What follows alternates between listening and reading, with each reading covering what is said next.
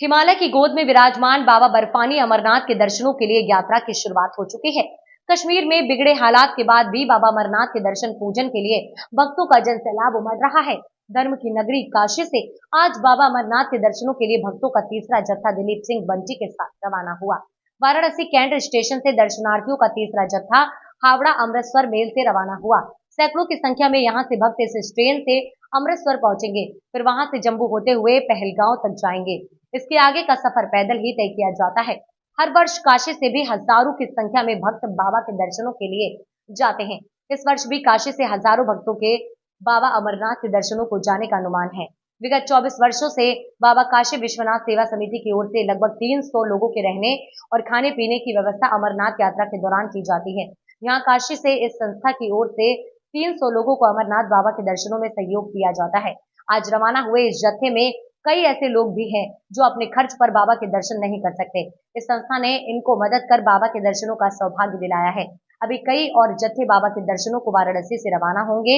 इनको दर्शनों में ये संस्था सहयोग करेगी। संजीव सिंह, अध्यक्ष वाराणसी नगर उद्योग व्यापार मंडल। आप लोग आए हैं और यहाँ से जत्था निकल रहा है, क्या क्या? मैं ये कहूंगा कि भारतवर्ष की सबसे कठिन धार्मिक यात्रा है और कठिन धार्मिक यात्रा सबसे कठिन स्थल पे हो रही है। परंतु गत वर्ष मैं अनुभव किया हूँ, मैं चंदनबाड़ी के कैंप में श्री बाबा काशी विश्वनाथ के कैंप में रहा।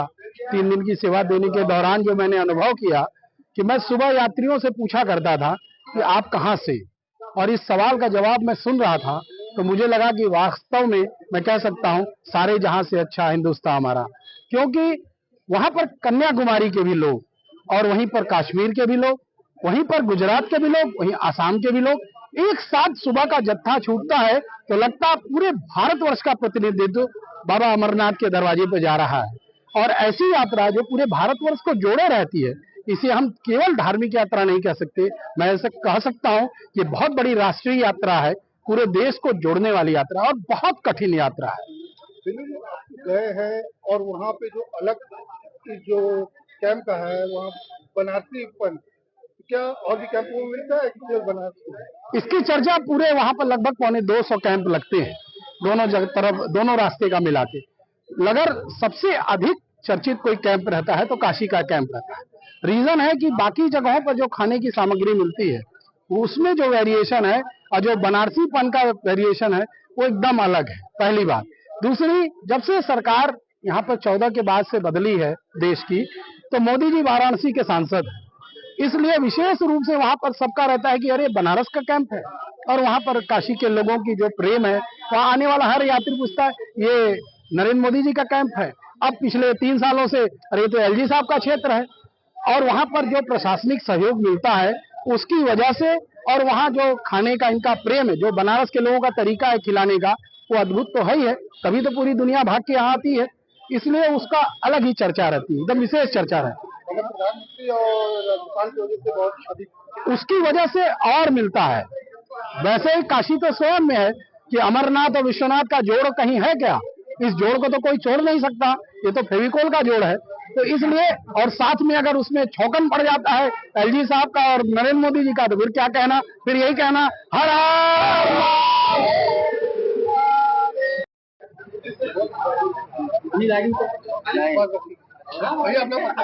दिलीप सिंह बंटी, श्री बाबा काशी विश्वनाथ सेवा समिति, अमरनाथ यात्रा। भैया आज हम लोग का तीसरा जत्था जा रहा है, 2 जत्था पहले निकल चुका है, तीसरा जत्था जा रहा है जिसमें करीब 65 से 70 लोग हैं, जो यहाँ से बेगमपुर एक्सप्रेस से सीधे जम्मू होते हुए पहलगाम, फिर चंदनबाड़ी अपने स्थान पर हम लोग पहुंच जाएंगे आज की डेट में। और ये यात्रा मेरी निरंतर जो है 40 दिन चलेगी। वहाँ क्या करना है, क्या करना है? जैसे हमारे यहाँ सभी लोगों को पता है कि बनारस की मेन जो है जितने व्यंजन है, पूड़ी कचौड़ी जलेबी से लेकर बाटी चोखा से लेकर पान का भंडार, ठंडाई का भंडार, और इस बार हम लोग विशेष रूप से मलइयों की व्यवस्था कर रहे हैं। इसके लिए यहाँ से 2 मशीनें ले जा रहे हैं और 2 मलइयों बनाने वाले कारीगर स्पेशल लेके जा रहे हैं। कोई दिक्कत परेशानी वहाँ होती है? दिक्कत प्रशासनिक अगर आप कहेंगे तो विगत जो है 6-7 सालों में बहुत व्यवस्था सुदृढ़ हुई है। सिन्हा साहब हमारे जो है समझ लीजिए कि जिसे कहते हैं बनारस वालों का विशेष ख्याल रखते हैं और बराबर हम लोग के कैंप में आके हम लोग का हालचाल पूछते रहते हैं। हम लोग को सही पूछे तो कोई भी परेशानी किसी किस्म की नहीं रही है। रुपेश, जैसे लगातार आतंकी घटना हो रही है, उससे कितनी प्रॉब्लम है? देखिए ये आतंकी घटनाएं जो भी है ये आज से नहीं चल रही है, सन 90 से चल रही है और इसमें बहुत सुधार हुआ, बहुत कमी हुई है। मैक्सिमम आतंकवादी मारे जा चुके हैं, जो थोड़े बहुत बचे हैं वो अपनी साख बचाने के लिए लड़ बढ़ रहे हैं अगल बगल के देशों के द्वारा, और इनके भी बहुत बड़ा कंट्रोल मनोज सिन्हा साहब ने किया हुआ है। हम जा रहे हैं यहाँ से तो हमको यकीन है कि हमारी सारी सुरक्षा व्यवस्था जो है और जम्मू से जो है हमारी जो है पूरी पूरी कार्रवाई लगेगी और सारी की सारी व्यवस्था सुधर जाएगी। पहले की माफक इस वक्त क्या अधिक लगता है भीड़ होने की? पहले की मार्फत देखिए गर्मी का इतना वो रहा है, पीछे 2 साल कोरोना काल रहा है, उसके बावजूद अब जो है हर पब्लिक जो है पहाड़ों की तरफ आकर्षित हो रही है। मैक्सिमम शिमला मनाली इन सब जगहों पे गर्मी बहुत है। अब कश्मीर के जगह पे समझ लीजिए कि ठंड का आलम बहुत, अभी भी बर्फ वहां पड़ रही है और बरसात हो रही है और ठंड बहुत जबरदस्त है वहां पे।